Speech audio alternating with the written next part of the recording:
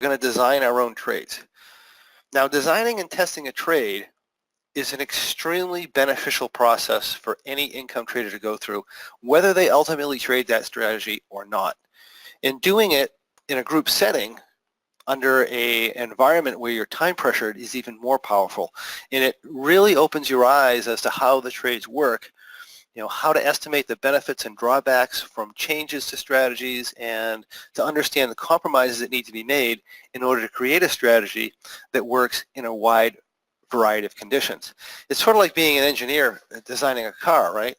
We may be able to design the fastest car in the world, but we can't design a car that's the fastest in the world, has the best gas mileage in the world, handles best in the corners, goes the best in snow, carries 8 people, fits in a small parking space, and is the least expensive car on the planet. Something like that's not possible. That's what a lot of people try to look for in a trade, by the way.